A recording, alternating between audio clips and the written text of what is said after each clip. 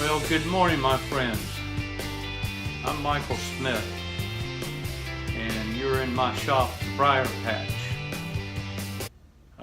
Today we're going to do a relatively simple turning, a hobby that many people like to do. We're going to turn a pin. It's a 30 caliber bolt action type pin. And we had a customer that requested us to do a pin with the University of Florida colors, orange and blue, the Gators. Now let's take a look at this blank. Alright, this blank is the orange and blue Gator colors. Very happy with this acrylic. Very happy with the colors. So, let's get started. Okay, here we have all our parts laid out to the pin. We have already, there's a little rubber plug protector that goes on the end of the refill cartridge, and I've already taken that off and discarded it. I have in the past forgotten to take that off and tried to assemble the pin and gotten the rubber plug stuck down in the tip. Very frustrating and difficult to get out of there.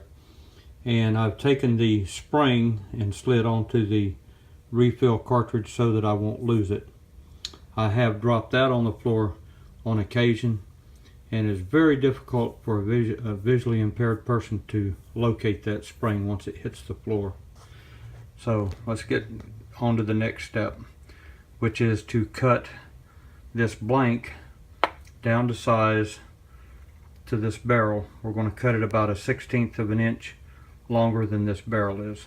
When we get set up for that, we'll be back. Okay, let's get set up to cut our our blank. I'll raise this guard a little bit.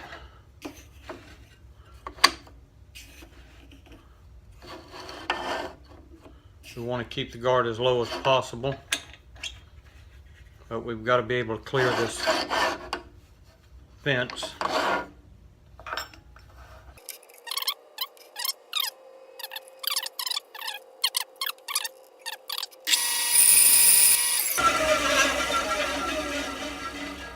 Okay, now we will get set up to bore a hole through the blank. Now, at this point we have our blank locked into our pin jaws, and we have a 3/8 inch drill bit in our drill chuck. We have everything tightened up and set in place. We're ready to drill through the center of the blank. So let's do that. Okay, we're in reverse.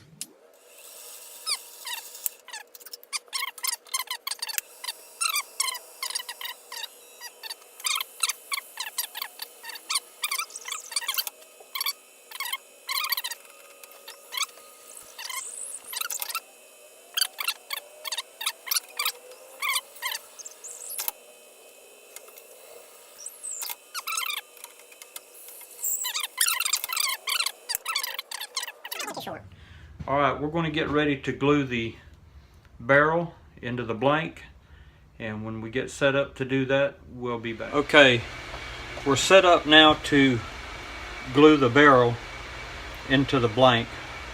I don't have a videographer, so I'll try to keep this in the frame of the camera as best I can, but if I get out, we'll just look over it. I took some sandpaper and scratched the surface of the barrel a little bit to give the glue something to bite into. Sometimes these barrels come already with a rough texture, and sometimes they're real smooth. This one was real smooth and had to be sanded.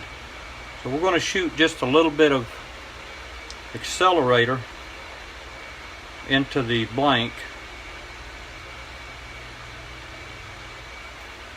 If I can find where it sprays. Sometimes I get more on me than I get in the barrel. Okay, we'll set that down. What I have here is some CA glue, Penmaker's CA glue, and we're going to give this a real good coat. I think this is medium bodied. You do not want to use thin. Thin won't fill the gap between the barrel and the blank. And this part here we have to be kind of quick about. We've already got accelerator in there. I twist this as I put it in and push that in so that it's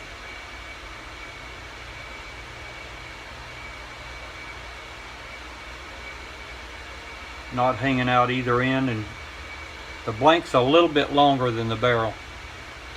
Okay, we'll let that sit there for a few minutes while I get a cup of coffee, and then we'll come back and trim the ends of the blank down to the brass. Okay, what we're going to do now is we're going to trim the ends of the blank down to the barrel on both ends, and I do this by pushing it up against my sanding disc. I can tell by the sound when I touch the brass piece, and you want to stop right there. You don't want to make this any shorter. You want to keep it the right length. So we're going to sand this down to the barrel.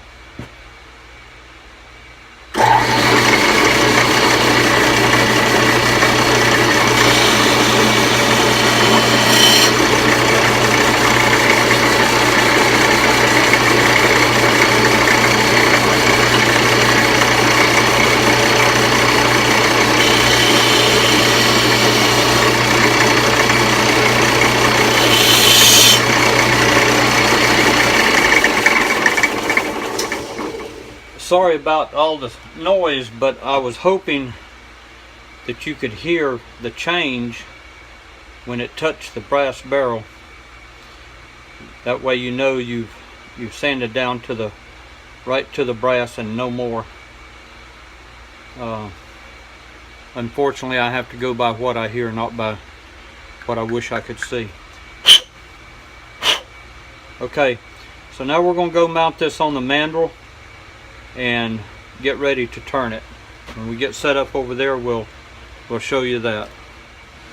Now, using the appropriate size barrel trimmer, we're going to go through the barrel, make sure there's no glue in there.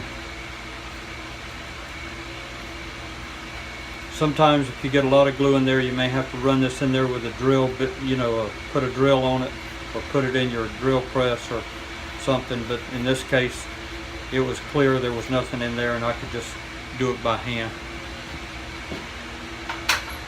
Now we will take and mount the blank on the pin mandrel. This is a 7mm pin mandrel.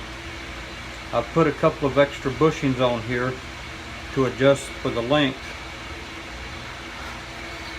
I could have loosened the set screw here and pushed the whole shaft back instead of using spacers, but then I would have to change it again when I do other styles of pins. So sometimes it's easier just to put on a few spacers like this.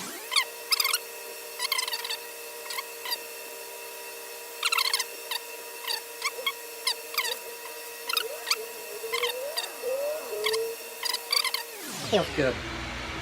Bring our tailstock up. We're going to put the tailstock right in this little dimple.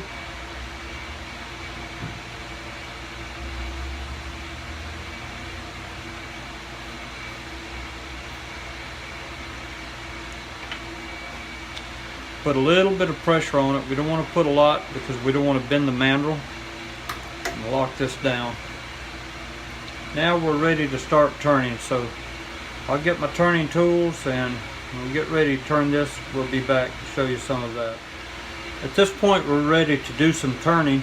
We've got our tool rest in place. Everything's locked. Well, it was.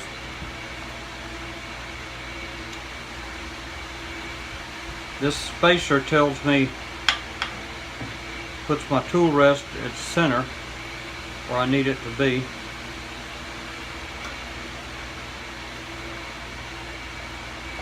Now we're ready again to turn. Everything's locked down. Check and make sure it clears the tool rest. It does. Got a little bit of pressure on the tailstock against the mandrel. A lot of people use different tools depending on the material they're turning. My preference when I'm doing acrylic is the carbide cutters. I just seem to have better luck with them. I've never turned any material from this particular company.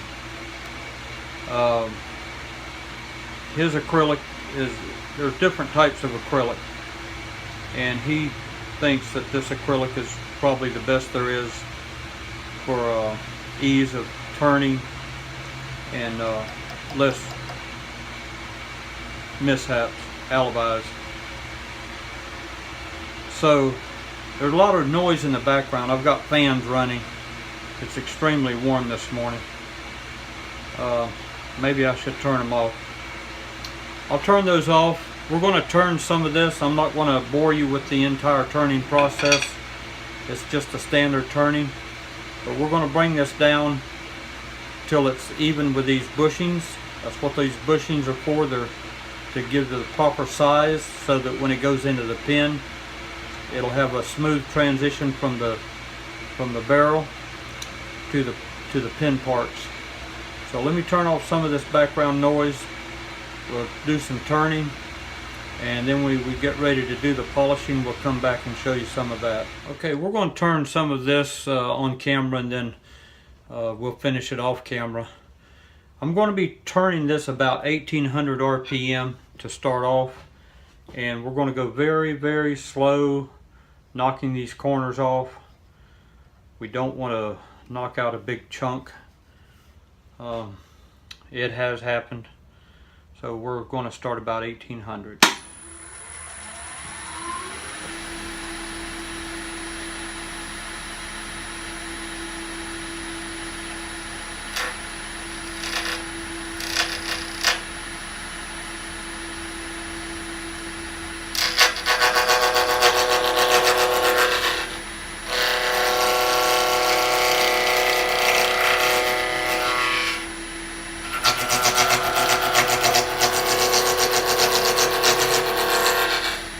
Seems to be cutting real smooth.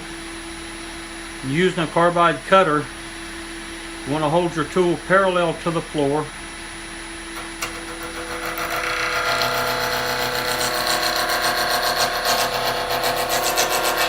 With the cutter on center of the work.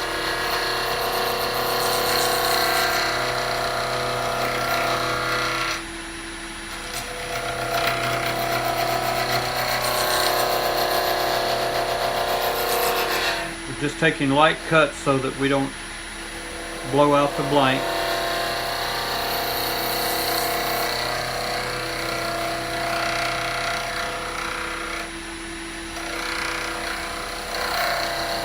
When we get this turned down to the bushings and shaped, we'll come back for part of the polishing process.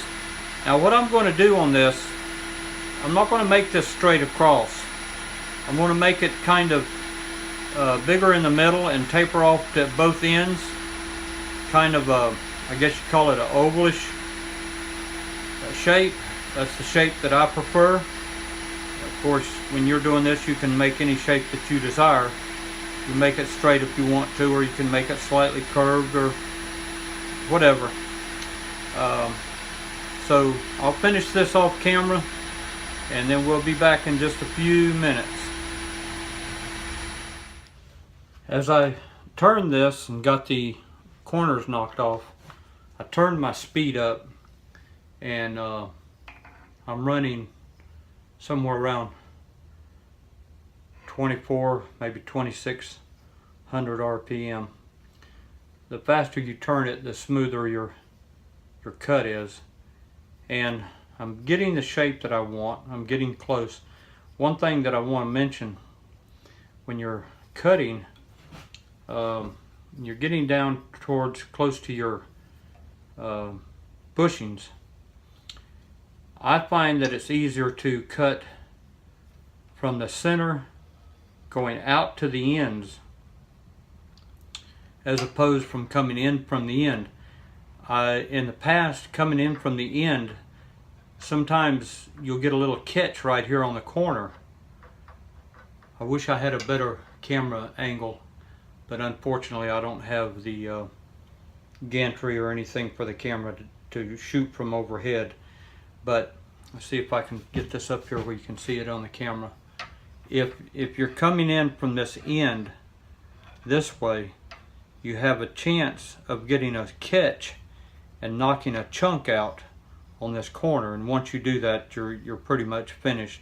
So I like to cut touching my tool down from the center and working out this way. That also helps me get the profile that I like. Now right here, this profile has a slight concave, so I'm getting real close to the bushing here, so I have plenty of meat in the middle. So what I'm going to do is get a skew and do a negative rake and get this more of a convex shape going out instead of a concave right here. I've got a little deep right here. So I just wanted to stop and mention those cutting tips to you in case you're doing your first pen. Might make it a little bit easier on you. But if you're doing acrylic and you come in from this way, you get a little catch there, it's going to pop a big chunk out, and then you're done. So let me get that straightened out a little bit, and then when we get ready to do some sanding and polishing, we'll be back. Okay, at this time we're ready to start doing some sanding, and we got a real good cut on our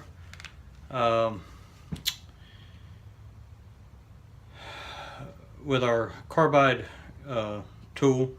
And so we're going to start out with 320 grit, and we're going to progress 320 through 400 and 400 to 600 through 800, 15, 2400, 4000, and 12,000.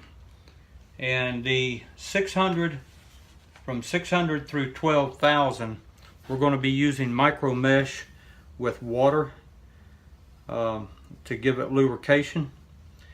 And when we get set up to start our sanding, then we'll be back and we'll show you some of that. Okay, at this point we're going to do some wet sanding. Off camera, I've already sanded 320, 400, and 600. And we're ready to sand at 800, and we're going to use this micro mesh, and I put some newspaper over my bedways so that they don't get wet. We're going to be turning this probably 700, 800 RPM, and we're going to sand with each grit up through.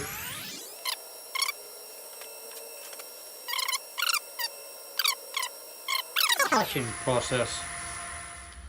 Okay, we've sanded up through 12,000 grit using water as a lubricant and cleaning between each grit with a clean paper towel to remove the grit from the previous sanding. We want to make sure that this is what I'm doing now is putting plastic polish on here. It's polish that I don't know what grit is in this, but it has some type of grit that helps to remove any sanding marks. It's a final polish. We'll put, we'll do about 6 coats of this. And put it on at slow speed. Work it in real good.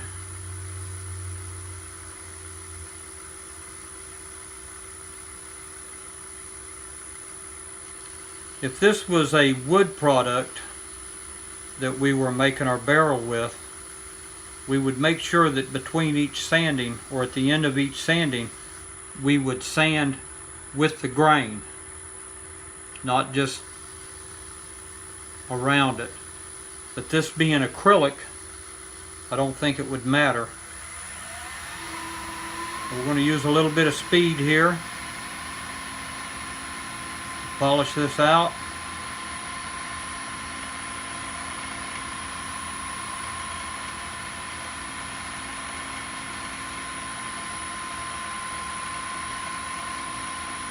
And we'll do about 6 coats of this, and that'll complete the barrel, and then we can start the assembly of the pin.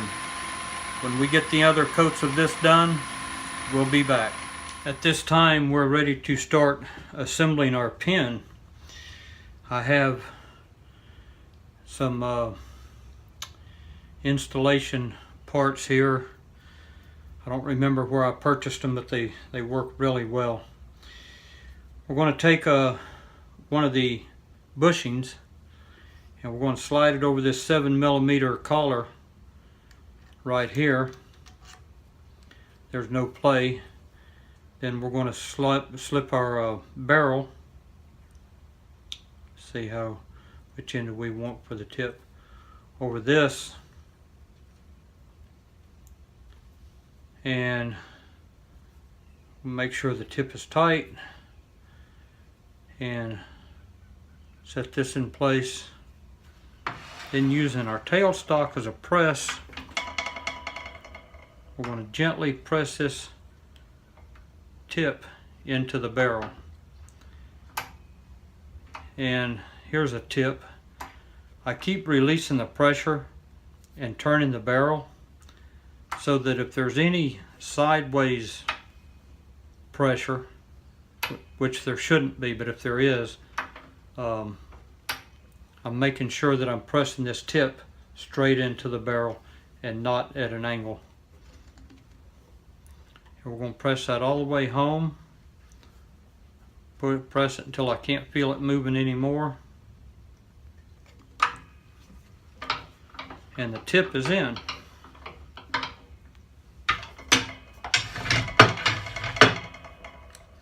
Now we need to press the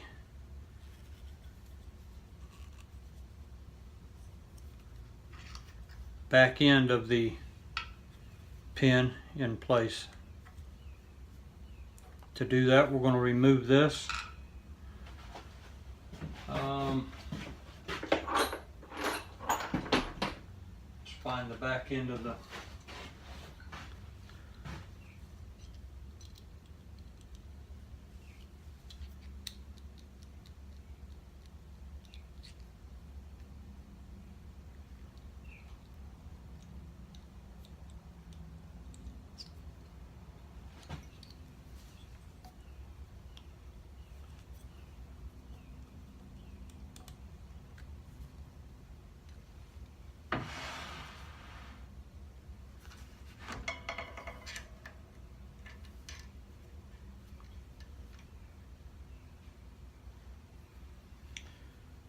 get the back end pretty much centered against this nylon.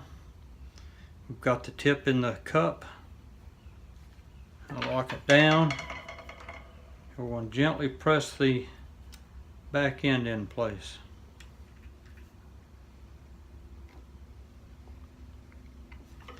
Again, we press this until there's no more movement.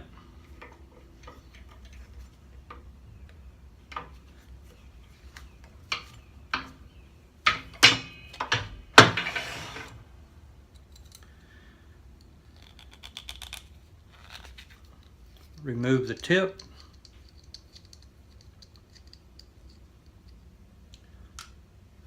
We're going to insert the filler.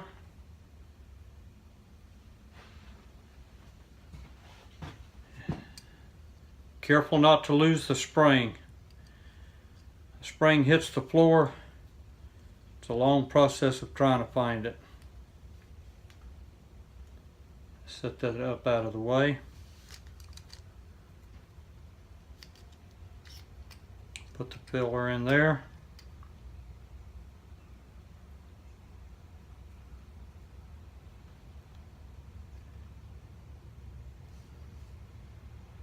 Put the spring over the end of the filler.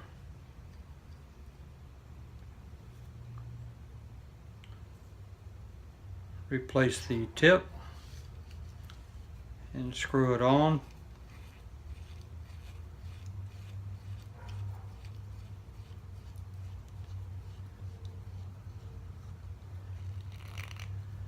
And let's test it.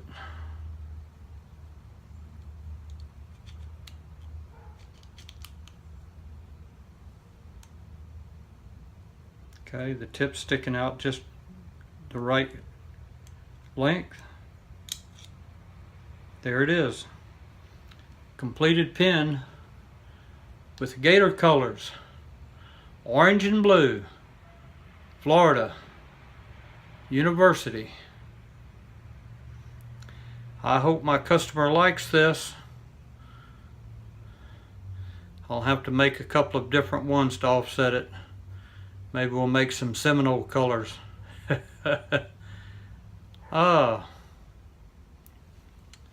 We'll see. This is called a .30 caliber because of the way it's shaped like a bullet, and it has the actuator there like a rifle. I don't know if you can see that or not. I don't know if I'm in the...